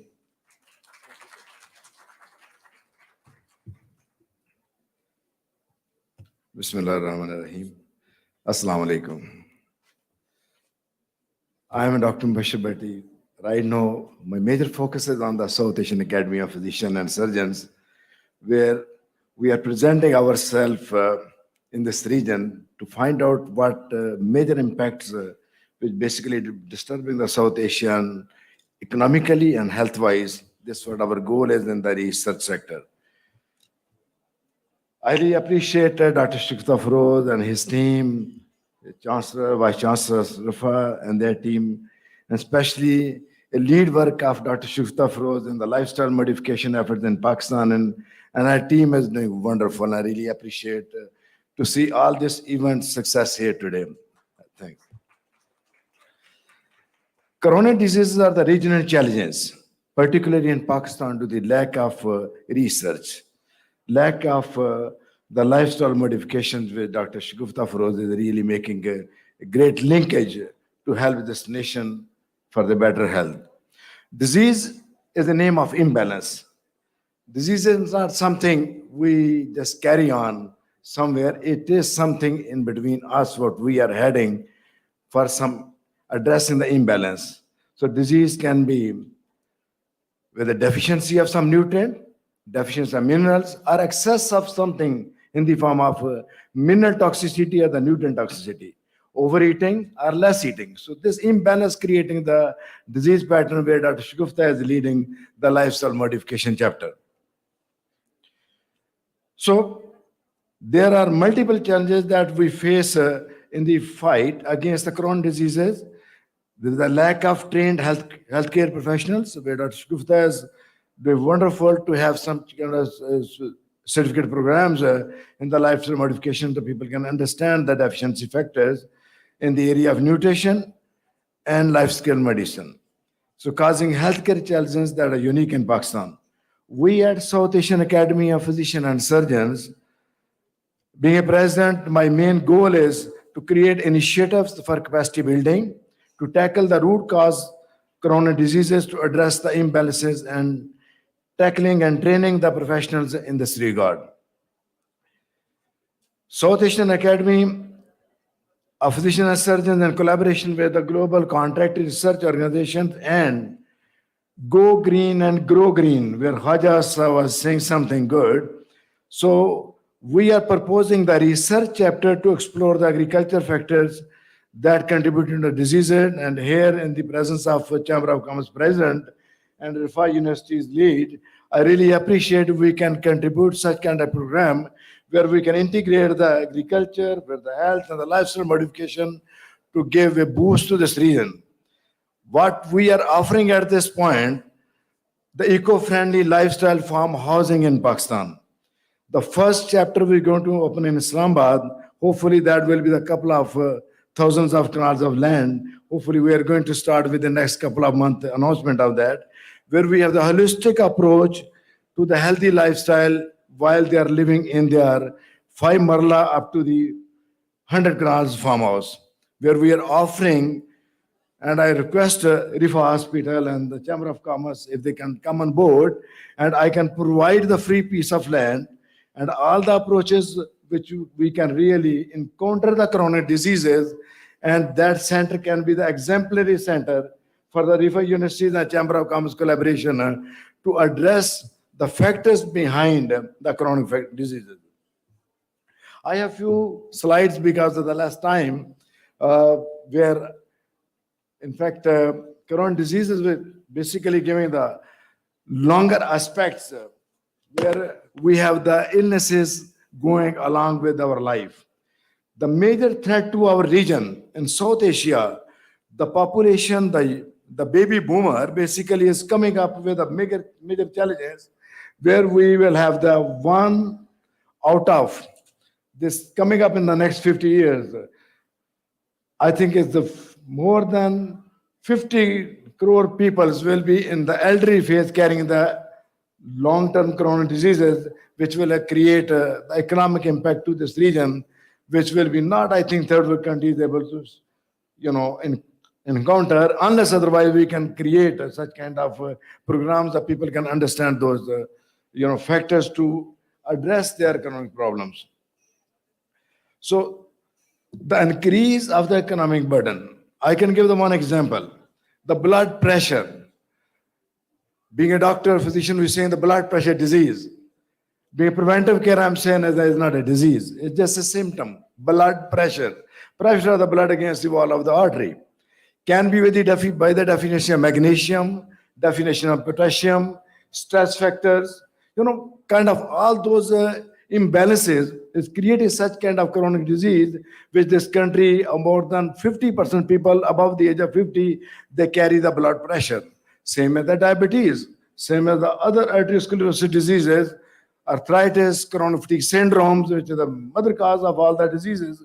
So all this factor basically is very shocking to this region. In Pakistan, for example, if we have the 3 crore blood pressure patient taking 100 rupees disease medicine a day, that means 300 crore rupees medicine we are taking every day, which can be preventable by changing the lifestyle modification, having the right food, knowing the need of the potohar. A potohar is a deficiency of magnesium or potassium. We need to create a research chapter in potohar, how we can improve the magnesium level and potassium level in our soil. So last 25 years, I'm taking scientists from America to Pakistan only to find out which soil in Pakistan carry which kind of nutrition deficiency, or which kind of soil which carry the excess of chemical or pesticide or fertilizers or other nutrient, which basically destroying the healthy lifestyle. So the scientists we are taking from America and Europe and Middle East, they have the findings, shocking findings, how much soil we already have been destroyed. There's a one rule of thumb: if we want to destroy any country, just spoil their soil. If we are polluting the soil, we're destroying the country. Specifically Pakistan, where we are agro-based economy, if we are not focusing right in our lifestyle and our habits and our practices of the food intakes or food production areas, in reality, Khaja Sahib is saying right, we are lacking those areas which basically can take us out of this economic burden which we are facing in near future. The disease shift, moving from infectious disease to the chronic diseases. Everybody knows the infectious disease was a threat maybe 30 years or 20 years ago, but now is the chronic disease like blood pressure, diabetes. But unfortunately, we are not focusing that much where we feeling that deficiency or excess factors are. The root cause of every chronic disease basically is, when we say the deficiency, our region sport, like we are working right with the Global Contract Research Organization to find out which area is the deficiency of magnesium, potassium, iron, or folate, or, all those factors basically they're contributing. Iodines in Gujarat, a lot of people are the guidance. We know all these things, but we never focus on how we can improve the iodine in our soil over there, or how we can contribute with the supplementation over there. So some areas are, we have a lot of excess of magnesium, excess of potassium, or excess of iodine. They create other weather diseases. To create a balance, we should have to create a research board where we can identify with this area carry such kind of problems. So I have the notice now. Okay, so our food basically is the nutritious, no more nutritious. Because of the pesticide, fertilizer, chemicals, we are depleting a lot of major factors or nutrients basically required for the healthy lifestyle. Nutrition deficiencies. This graph can identify how much deficiency globally we are carrying right now, which is causing the diseases. So the South Asian Academy, where we are heading right now, the chronic diseases, the regional impacts, The specific research is required, and I request all those, universities should have to take this challenge to open a chapter, and we will finance. I can promise them we provide the place and the farmhouse for such kind of activities. So why we are still seeing an increase in the trend in chronic diseases? Look at the Pakistan at the top. In the diabetes, Pakistan is the one of the top country carrying the diabetes. While we are agro-based economy, we need to focus how we can create a right food, a right soil to get out of this impact. The World Organization is working a lot on the capacity building. We need to get help of these guys, like Dr. Mepalas was here, and I request the board, they should have to ask them to create a chapter how we can build the capacity building, and we can show our commitment to them. The three primary challenges which we are looking at, the fighting medical misinformation. This is the, right now, the WhatsApp mafia, basically a lot of people doing the wrong information even though in dengue fever, the certain products, they're helping the dengue go out. It's a viral disease. As the people to only focus on to reduce the temperature and focus on the good food, good lifestyle, not too much medication. I saw a lot of patients that died only because of excessive medicine. The training of the people required for that. So we should increase the regional specific research chapters where currently the South Asian Academy of Physicians Surgeons was working on the agriculture rehabilitation and training the intermediate healthcare personnel. This academy is working, and we have this head office right now in UAE to focus on the South Asian chapter. So the plague of information, which I already described, we need to stop the spread, where we basically have the challenge of SAPs. Stop forwarding the wrong messages. We need to have the access to whether the information is correct or not. Accredited and approval information gathered. There must be the reputed organization who can work on such kind of programs to stop those bad informations. The purpose is basically to helping the society, and we need to have the careful review for the relevant areas. Again, thank you very much for the RIFA team. I really appreciate, I'm proud of, they have such kind of great program, the lifestyle education and diplomas. And I am honored, I am really feeling proud of Dr. Shagufta Froze work together, and she is my inspiration.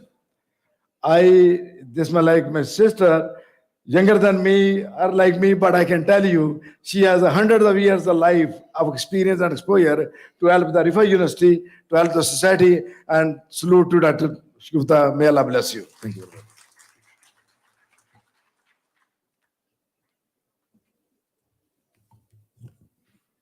Thank you very much, sir, for sharing your kind and precious views with us. Now, I would be inviting our next speaker. He merely needs an introduction. However, about him, I would say, leaders don't force people to follow. They invite them on the journey. I first heard him last year at the second Lifestyle Medicine Conference 2021. And I must say, he is not just an excellent speaker, but a man who believes in getting things done. A man without whose help, time, effort, and commitment, the journey of lifestyle medicine at RIFA would not have been possible. It is none other than the man himself, Mr. Hassan Muhammad Khan, Chancellor, RIFA International University, Islamabad, Managing Trustee, Islamic International Medical College Trust, Rawalpindi, Chief Executive Officer, Ras Al Khaimah College of Dental Sciences, UAE, Director, Hearts International Hospital, Rawalpindi, President, Healthcare Quality and Patient Safety Association of Pakistan. As an educationist of distinction, Mr. Hassan Khan has played a pivotal role in the establishment, development, and recognition of institutions of RIFA International University. I would invite Mr. Hassan Muhammad Khan, Chancellor, RIFA International University, Islamabad, to deliver the vote of thanks.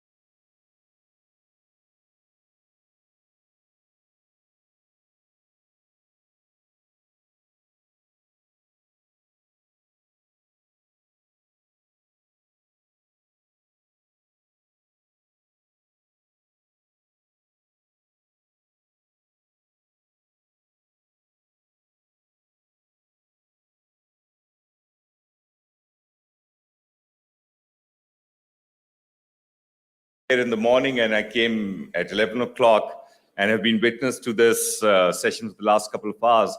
So I must commend you for selecting a very diverse keynote speakers. I think that's very important. When we talk about lifestyle medicine, its impact has to be holistic.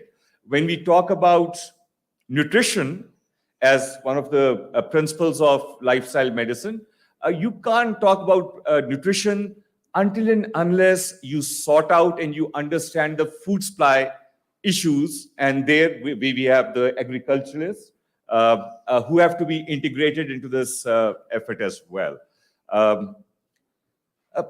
I'm not going to, of course, delve, I believe, too much on the principles of lifestyle medicine. We've got brilliant experts here, Dr. Shagufta herself and so many other doctors who will be talking about various aspects of lifestyle medicine.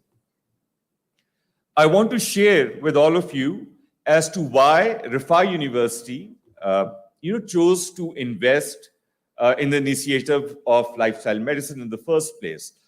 We are a non-profit organization, and come the budget making time, there are lots of fights, and so all the different institutes, initiatives, hospitals, academia. So there's a bit because funding is finite. So if we take 100 rupee and invest in, say, lifestyle medicine, so we take that 100 rupees outside of giving scholarships to the needy students. So if we take that 100 rupees and invest in lifestyle medicine, that's a 100 rupee, madam, which is becomes short in one of our charitable hospitals. So it's a very tough decision, at least for me and the board, to make when we choose as to which initiative to support. And there's always a trade-off. The reason is very simple. And for me personally, the inspiration comes from our mission statement, which is that our reason for existence, why our founding chancellor and managing trustee, General Zulfikar Ali Khan, established this trust and this university in the first place, why I believe a lot of you, especially, a noted scholar and a man of excellence like Dr. Nisab, as a pioneering vice chancellor, is still on this journey with us. I think it's commitment to that mission statement, which says establishment of state-of-the-art educational institutions with a focus on Islamic ethical values. So everything that we do in Rifa, whether it's our media school, whether it's our School of Engineering, School of Medicine, it must be true to that mission statement. And I think probably as the managing trustee or the chancellor, I've got the biggest responsibility to be loyal to this mission statement. And I believe since one of the very important aspects of Rifa and our trust is healthcare and health education, right? Almost 50% of our budget of the organization, maybe even more actually, is spent on healthcare and medical and allied disciplines. So when I look at the world in general, Pakistan in particular, as was shared with you earlier, almost 75-80% of the disease burden, which causes morbidities and ultimately mortalities and deaths, it is because of non-communicable diseases. In Pakistan, we spend less than 2% of our GDP on healthcare, and it's not going to change. I've been listening people talk about this paucity of funds since my father used to be the president of Pakistan National Heart Association, and I used to go to, as a kid, used to attend cardiac conferences. It's not going to change. I hope it does, but I don't think it's going to change in our lifestyle.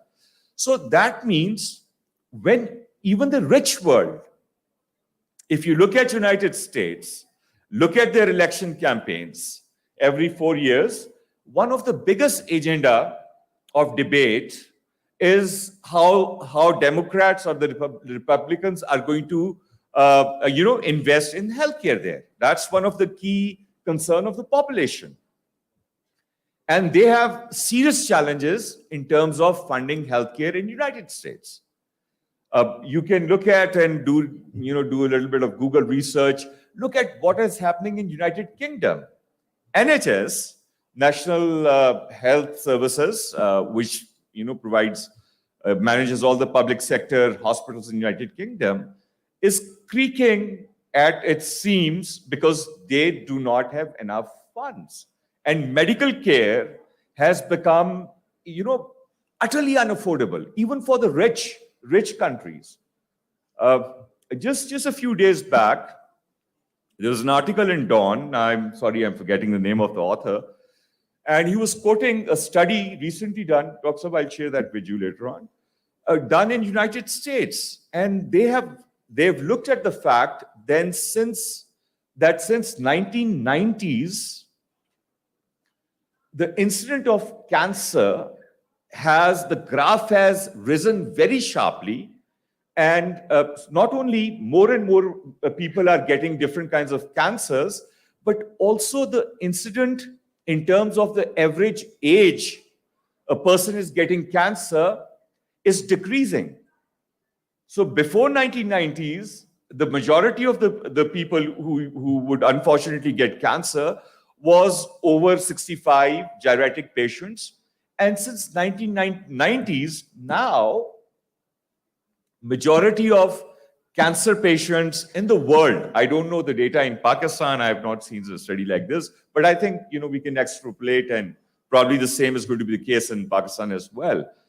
So the majority of the cancer patients are less than 50 years of age. Earlier, it was thought by the medical community that cancer, ये by chance है, किस्मत खराब है, अल्लाह को मंजूर था, इसलिए हो गया, क्यों हो गया, पता नहीं, throw off a dice. अल्लाह को, of course, हर चीज तो अल्लाह की मंजूरी की वजह से ही होती है. But now, there is research evidence which is absolutely irrefutable, and there's so many different studies done, that cancer is caused because of lifestyle choices. That is the key contributing factor. Lifestyle choices, your nutrition, your sleep deprivation. Everybody, most people I think in this, probably in the room, and even your children are sleep deprived. Even if they are doing 8 hours of sleep or whatever, 6 to 8 hours of sleep, their nocturnal sleep, which is actually the good quality sleep, they are deficient in that. Stress factors, processed foods. So these are the 3 or 4 contributing factors to cancer. In Pakistan, I'll give you a very small anecdotal example. So, Mr. Imran Khan, he built the cancer hospital, probably the first cancer hospital in the country, right? Shaukat Khanum in Lahore. Now there's one in Peshawar. They're building another one in Karachi.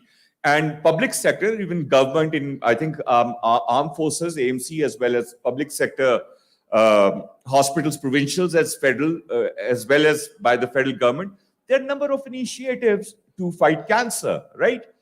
Yet, if you want to go and get an appointment, because my mother got cancer a few years back, you go and try to get a appointment at PET scan, and there's a month's of wait there. And you go into these hospitals, just go and visit the pediatric wards, cancer ward, and it's going to shatter us. And this is preventable. So coming down to the reason as to why Rifa University invested in this, because I think we believe, I believe it with a passion and sincerity, that the only way out for medical profession in this country, in the world, to ensure that we cut down the cost of healthcare and ensure better outcomes is lifestyle medicine. You have no other choice. My father, General Zulfikar, was the pioneer of Pakistan National Heart Association. So maybe articulated differently, it was the same agenda, healthy food. By the way, just to share with you, so I'm a son of a cardiologist. I became an engineer. I went to United States. I got back. So we used to have a farm at that time in the outskirts of Islamabad. So my father gave all the hisab kitab of farm to me and then said, manage the farm. So I was recently, back from United States after getting my engineering degree from there, and I did not know the difference between a cow and a buffalo. So after doing a couple of years of farming, I was doing my MBA as well at the same time, and he said, now what do you want to do after MBA? So I said, I want to be a farmer. लेकिन उन्होंने मुझे ये दूसरे काम में फंसा दिया. So when I had my first son, he's sitting right here, Yahya Khan. So I shifted to the farm in 1998, and I told my wife I would want to see my son learn how to ride a horse first before he learns how to walk. But having said that, you need to understand when the doctors tell you and talk to you about, you need to have salads and, have pure milk for your children. You do not, because the food supply is so messed up because of, artificial fertilizers, because of pesticides, that even the salads you're eating, the green leaves that you're eating are toxic. So I'm very keen to follow up with you and talk about initiatives where we can actually clean up the food supply or try to, freshly make an impact. Dr. Sahab, my last humble suggestion, and then I'll be done. Among the 6 principles of lifestyle medicine, I think there's one missing. And you maybe need to talk about your global alliance and your intellectual thought leaders. There has to be the 7th principle, which is again very, very vitally important, which is environmental pollution. I'm just going to hint on a small thing. The group of doctors in Sheikh Zayed Hospital who did a study 3 years back, evidence-based study, and they proved, the conclusion was that life expectancy in Lahore is 8 years, 8 saal, that's a massive amount of time. 8 years less than in Islamabad, and the defining difference was pollution, because Islamabad is much more cleaner than Lahore. 8 years, just between 2 cities, 3-4 hours drive away. So I think till the time we also start hitting the environmental aspect as well, you will not get the holistic health that we are striving for. And of course, we need to collaborate with those people who are expert in, environmental as well. So once again, just an amazing job. Jazakallah khair. Thank you very much. आप कुछ कहना चाह रहे हैं? बिल्कुल सही कह रहे हैं, बिल्कुल सही कह रहे हैं. Thank you for your patience. Again, hope that you have a brilliant success in this conference. Jazakallah. Thank you. Thank you very much, sir, for your precious views. Now, I would request Honorable Chancellor to present shields to our guests of honor. Sir.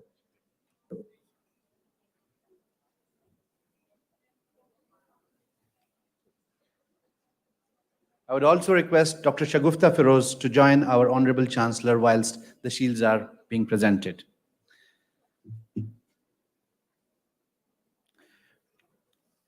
I would like to invite first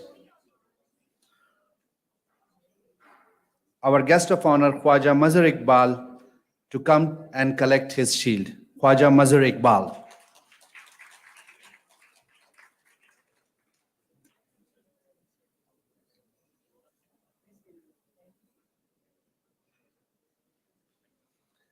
Thank you. Next, I would request Dr. Mubashir Ahmed Bhatti to come and collect his shield. Dr. Mubashir Ahmed Bhatti.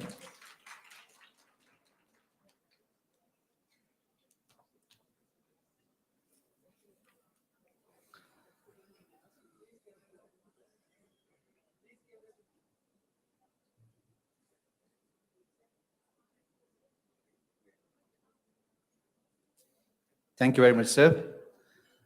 And finally, I would request Mr. Ahsan Zafar Bakhtabri to come and receive his shield. Mr. Ahsan Zafar Bakhtabri.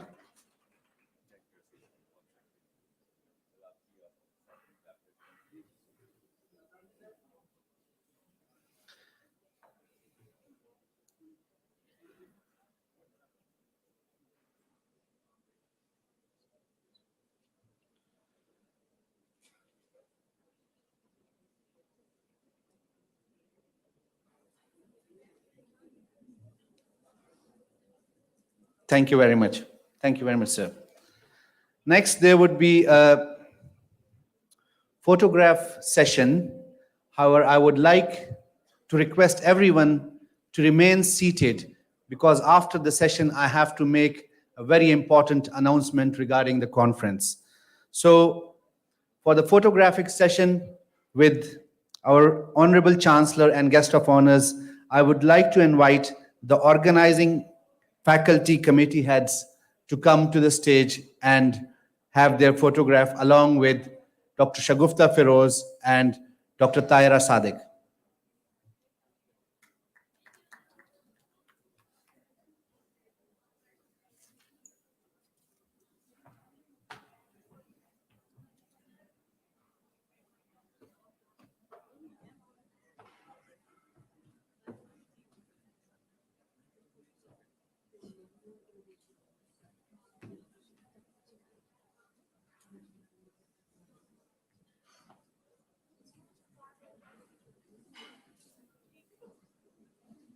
Great job. Thank you very much. Such a wonderful conference.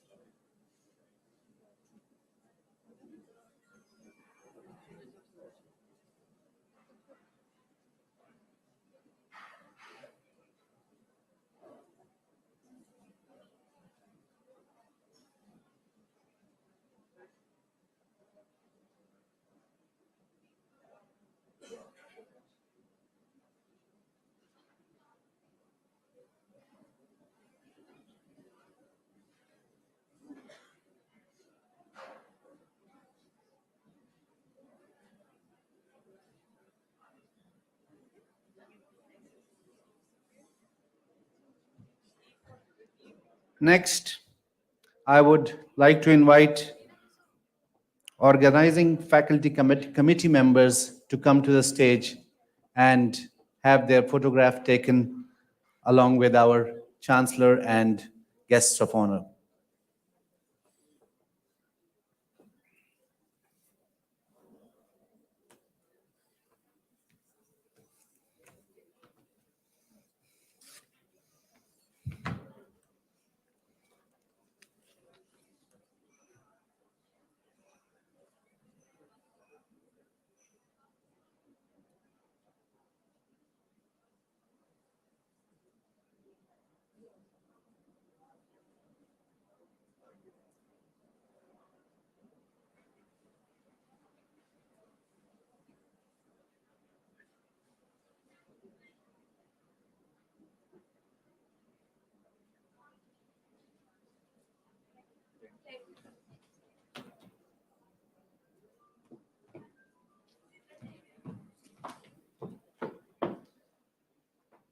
Thank you very much.